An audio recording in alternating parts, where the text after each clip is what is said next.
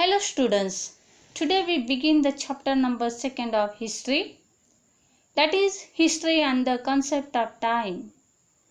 In the previous lesson number 1, we learned that what is history and how our relations with history. Here the title suggests us that there is no value without time because we are studying history and duration of time, that is past. So dear students, in history time is more important. In this lesson we are going to learn some topics such as division of time and timeline, measurement of time and methods of measuring time, historical periods, and we have scientific methods of measuring time and establishing age, that is dating.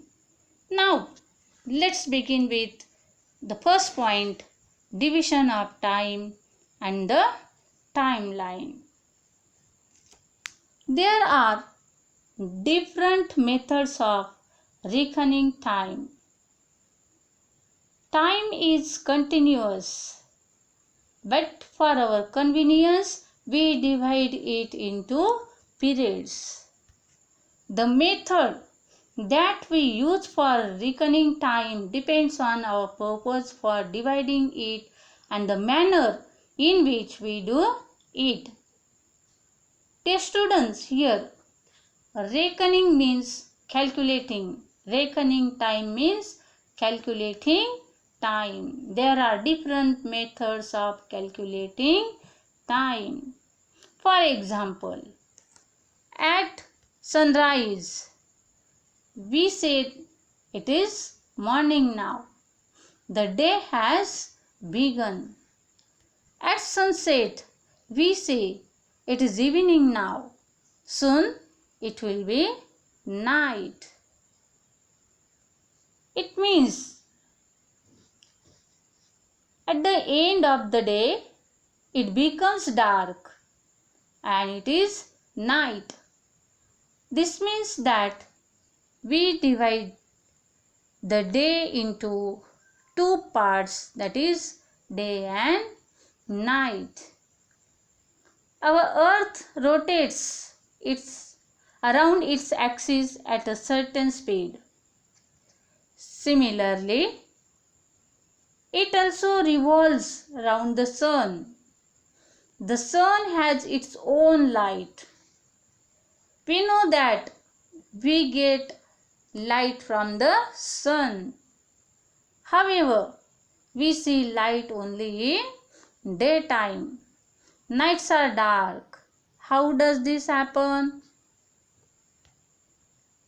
As the earth rotates around its axis, that part of its surface which turns toward the sun becomes bright. The part that moves away from the sun moves into darkness. The earth takes 24 hours to complete one rotation around its own axis. These 24 hours are approximately divided into 12 hours daytime and 12 hours of night. A period of daytime and the following night together make one day. Dear students, it means 12 hours of daytime and 12 hours of night time. It becomes 24 hours, means one day. Here 7 days from Monday to Sunday make 1 week. 2 weeks make a fortnight. 4 weeks make a month. 12 months make a year. In this way, the reckon time in bigger and bigger units. 1 year is followed by another, and when 100 years go by, a century is completed. when 10 centuries, that is 1000 years, are gone. A millennium is completed. My dear students, the unilinear division of time, we divide the time into seconds, minutes, hours, days, week, fortnight, month, year, century and millennium. Such a method of dividing time is known as unilinear division of time. Now, I explain here how we use calendar today. Now, let's say about common era, that is Christian era. In the unilinear division of time, years that follow one after the other are arranged in serial order. In history books also, a chain of events that follow one after the other is presented in a linear and serial manner.